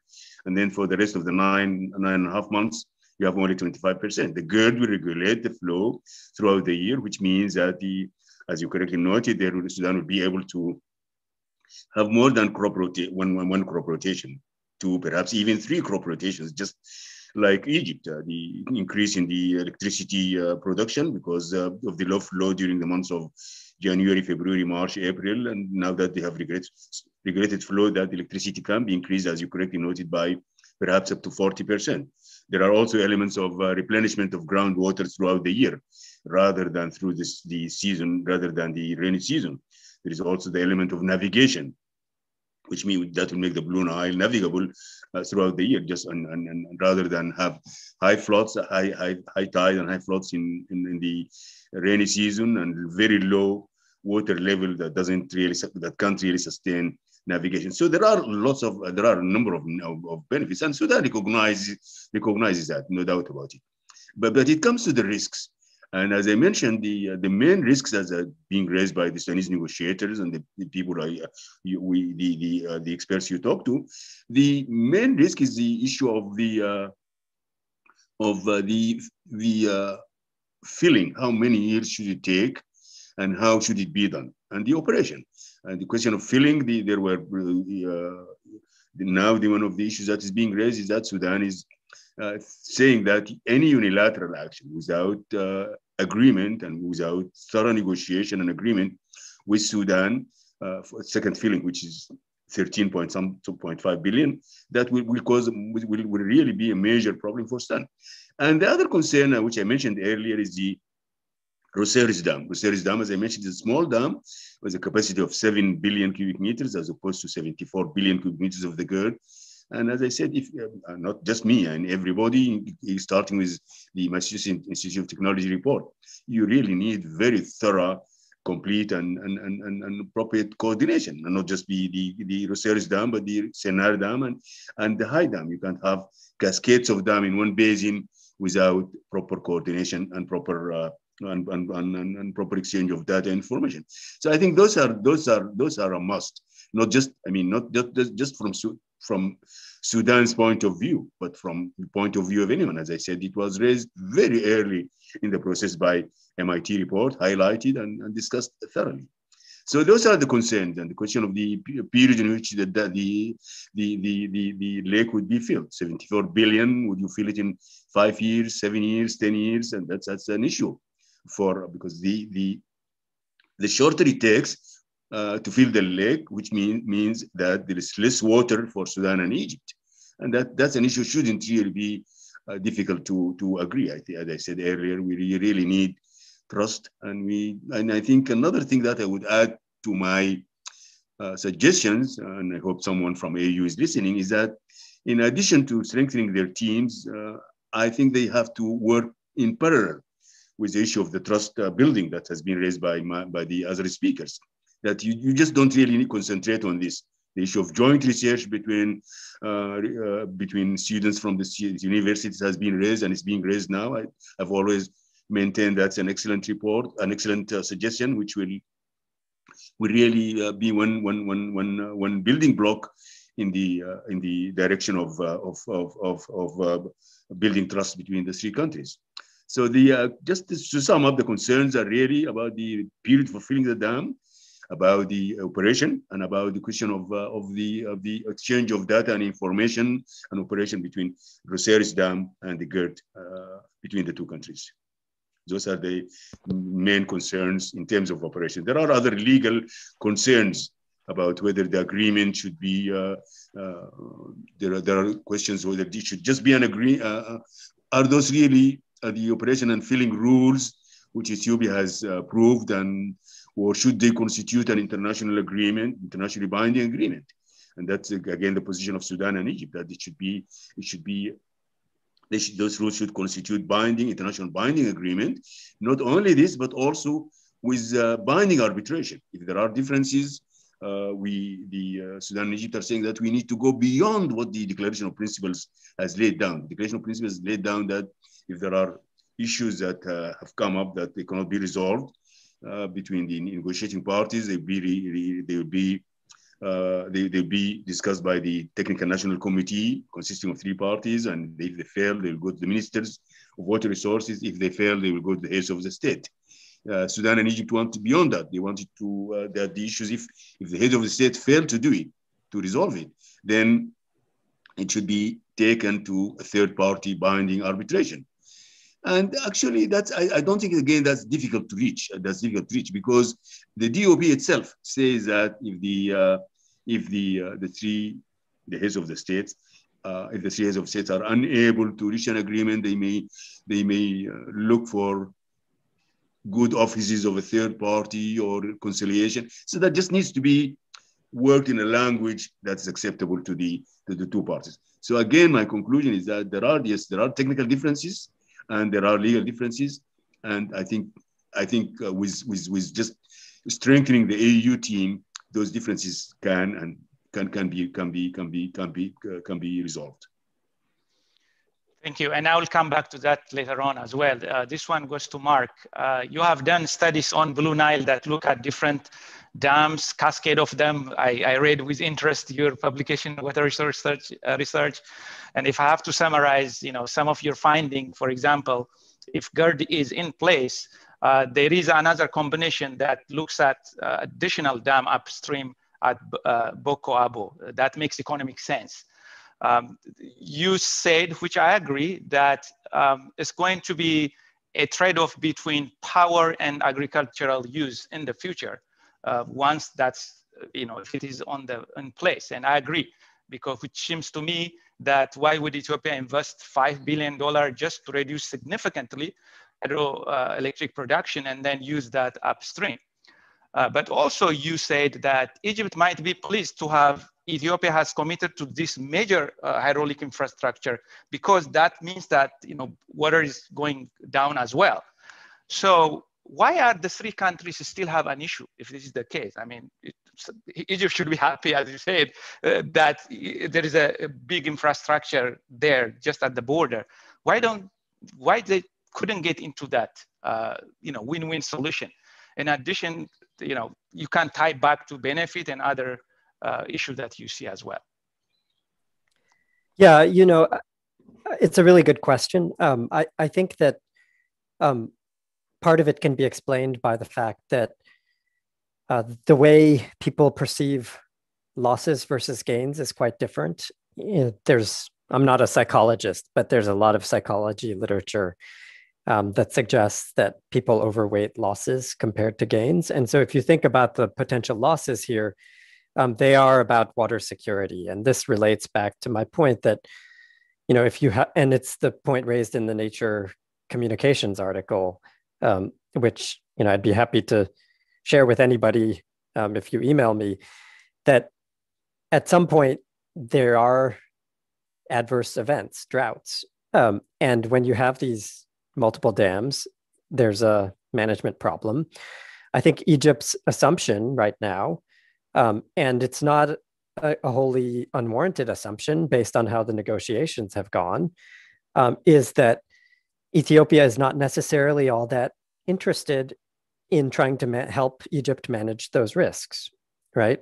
I can understand that perception because of how this project has come about and the lack of trust that exists between the parties.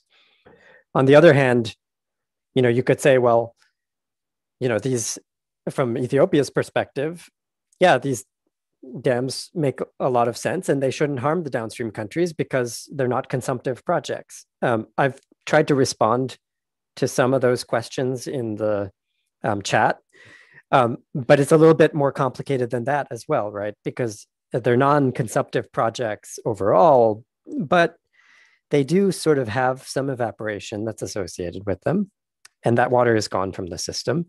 And in the short term, they do induce trade-offs. If there's a drought and you have to refill those dams, which are quite large, especially the GERD, that's going to limit the amount of water that flows downstream.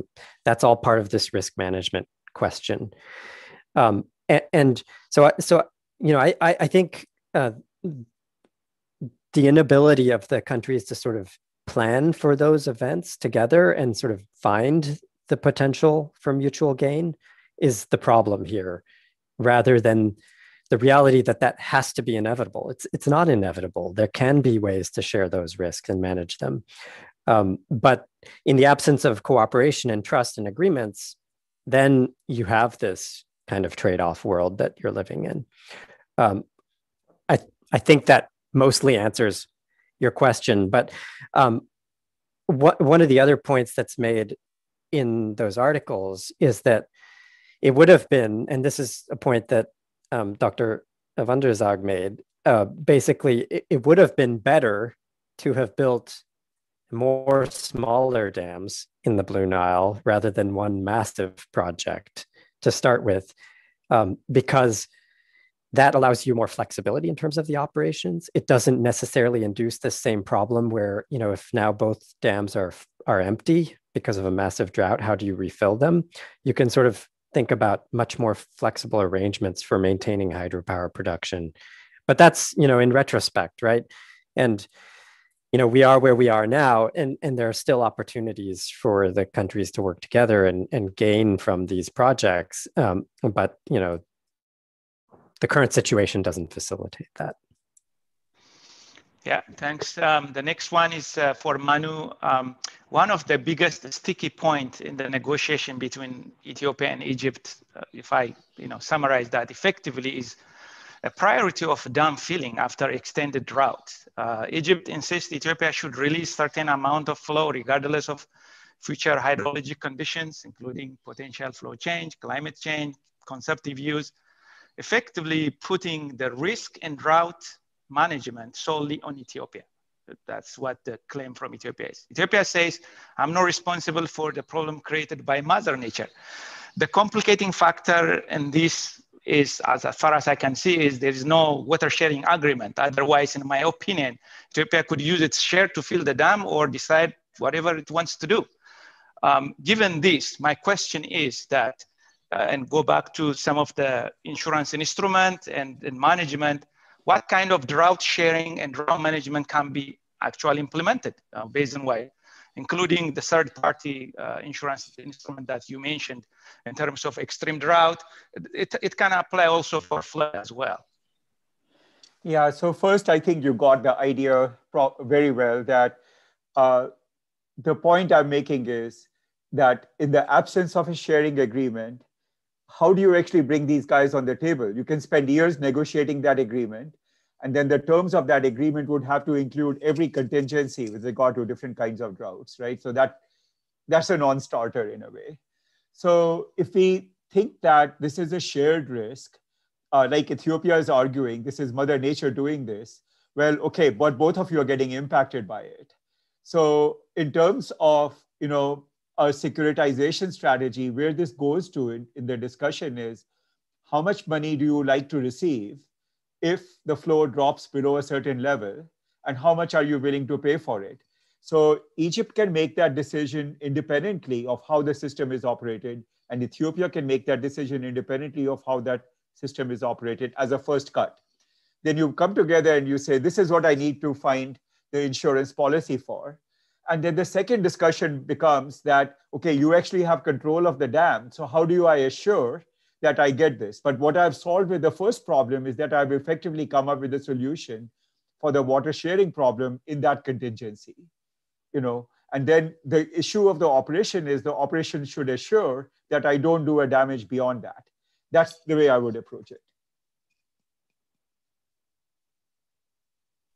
Thank you. The next one is for Professor van der Zak. As you know, currently the tripartite negotiation has stalled. The AU undertaken the chairmanship for some time through His Excellency, Mr. Ramaphosa. They had some progress, but nothing really a breakthrough.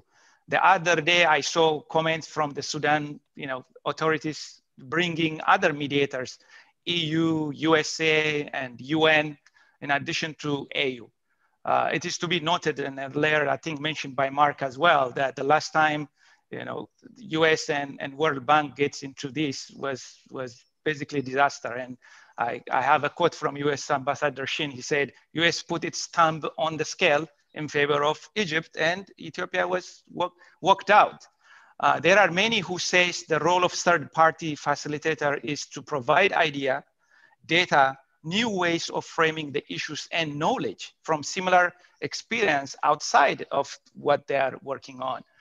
So other than that, it has to be left to the three countries. What is your opinion on the role of a third-party facilitator, whatever we want to call? And Dr. Salman, you can also comment on that after that. Thank you. I fully agree with you. We have seen, for instance, in the Mekong, that the Mekong River Commission was heavily dependent on donor funds for its for the operations of the commission, and of course the donors started to become a party, and then an additional party, and it became therefore more complex. I think the little I know of the CFA negotiations, I think the donors at one moment wanted to see more speedy progress. That is super dangerous. The fact that the parties are talking is already progress, even if hardly any progress is being made.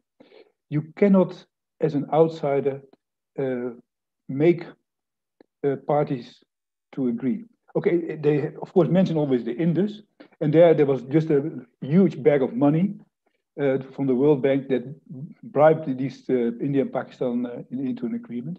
It's remarkable that it nevertheless somehow did work, but I think they thought, okay, let's do the same on the Nile, and it must come from the parties themselves. There is a genuine feeling that they will benefit to do it themselves. Now, we saw that immediately when there was a tension on the Blue Nile or on the Eastern Nile because of GERD, all kinds of donors wanted to support these studies that were supposed to be undertaken, but then the three countries refused. They said, we pay it ourselves because we don't trust that external parties will influence somehow the results, and I fully agree with that. So I also agree with your point, of course, that outsiders can perhaps provide some suggestions, like perhaps we are now doing.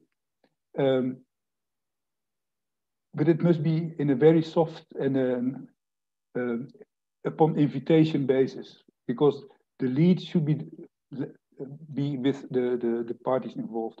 It is so fragile and so delicate that any additional party is likely to make the things more complicated rather than less. Thank you. Do you have anything to add, Dr. Salman? You are in mute. You are in mute.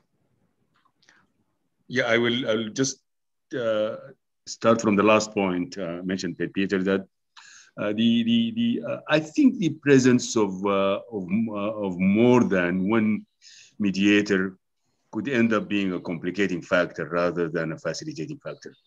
During my years at the World Bank Water Law Advisor, I had the opportunity to really look very carefully and thoroughly at the role the World Bank played in the Indus Waters Treaty. And it was really a difficult, very difficult dispute, not only just on water, but there were issues of Kashmir, there were issues of the breakup of the continent and Pakistan going its way and with Bangladesh. And so there were so many difficult issues, and not just the Indus Basin. Yet the World Bank was able. It was a lengthy negotiation, very lengthy. It took about 10 years, very difficult, very complex, from what I have managed to gather, going through the archives and going through talking to some of the people in the region. It was a very, still the World Bank was able to do it. And again, I'm sorry for the repetition, because I think it had a good team of experts. They were fully devoted to do that work. And they were really, I think they were very, very well, I don't know that they were trained, but they ended up being very, very effective. The idea of bringing more than one mediator, as I said earlier, could end up being a complicating factor. Because now we're talking about the US, the World Bank, the EU, the UN, and then 4 or 5. And just having an agreement between those 5 or 4 parties on what they should propose and how they should propose it is going to be very difficult. You'll end up needing a mediator for those 5 people to reach an agreement. So I would go back to my earlier suggestion. Let's keep it to the AU, and let us talk to the AU and hope they are listening now, that they would strengthen their team by hydrologists, engineers, dam engineers, economists, lawyers, and have a larger team, but let us stick to one mediator. Because after all, mediation is something that any party can pull out anytime, just like Ethiopia did when they felt that the US wasn't really being unbiased. And on the other hand, the mediator can pull out anytime. It's not a legal process. It's just a diplomatic process. Mediation is really the ultimate translation of the diplomatic process. And so you need diplomatic muscles, you need diplomatic skills, and you need these skills on the issue that you are mediating. So just let's stick to the AU, and let's hope that the AU would strengthen its team with the expertise that's needed. Thank you, and we are winding up. I think it's almost coming up, almost 2 hours of our, this has been excellent. I really want to thank all the esteemed panelists, but before we finish up, I would like to give you opportunity for a closing comment, and also if you could, 1 or 2 key points that you would think that it will bring cooperation on the use of Nile water, as well as help the negotiator and take forward the current stalled negotiation. So in about 2-3 minutes, if you have 1 or 2 key message that you would like to pass to all the people, probably some of them listening us now, some of them later on. So what would be those key message that you would like to pass? So I will start with you, Dr. Salman, since you are the last one. Yeah, my message has always been, and this is not for this panel, but has been consistently throughout my work on international waters. You can't manage international water effectively and efficiently without cooperation. Cooperation is really the sine qua non. That is without which you can't really go anywhere. So we needed cooperation. As I said, in retrospect, this dam, the GERD, should have been jointly owned and managed by the 3 parties. But unfortunately, we have already cross that point, and we can't get it. So I think I would pull my earlier suggestion and go to the AU and say, before you go to the next session, try to find out what are the incentives. What can Egypt get out of this dam? What can Sudan get out of this dam? And concentrate on that and build on that, strengthen that, and that will be a major step in helping you in your mediating efforts. I will go second to Manuf, to you. Dr. Lal, please. I learned a lot from this meeting, so I very much appreciate the invitation. So that's my main closing point. But I think the other thing I would say is that not being in the AU and not knowing that much about it, the most important thing is perhaps to focus on what a joint vision of the future looks like, a positive vision of what you would like to achieve across these countries, and how the water story fits into that, rather than driving from how do we negotiate the water story. That's basically what I would suggest. Okay, thank you. And next one is Mark, please. Yes, sure. So thanks again for the invitation and opportunity to participate. Two key points. So the first is despite some of my comments, I remain optimistic about this basin. And the key, really echoing one of the comments in the Q&A chat, is depoliticization here. I think cooperation can be achieved and it is essential. So completely agree with Dr. Salman there. And then point number two is that institutions and trust to generate these mutual benefits is more important than cubic meters of water. There's ample evidence from around the world that basins where strong institutions and strong treaties exist see positive interactions, whether or not they have lots of infrastructure. And comparatively, basins that don't have those strong institutions, when you start building infrastructure, you see much more conflict.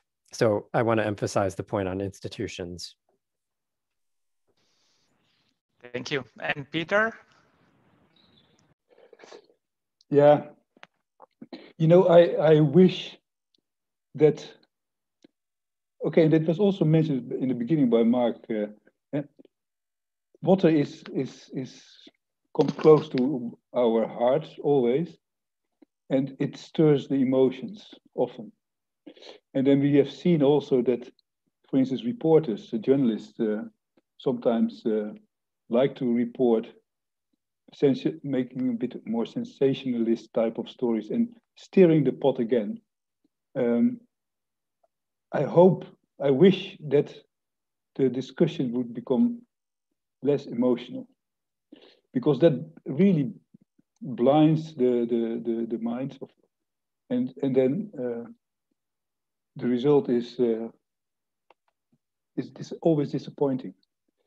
But this is not easy, and I don't actually know what my role could be to make things less emotional, but it is nevertheless really necessary. And I wish the people involved in the negotiations a lot of wisdom, because if you are a neighboring country, you cannot choose your neighboring country, and your kids will have to work together with the kids of your neighbors. And all we want is that the next generation will prosper, isn't it?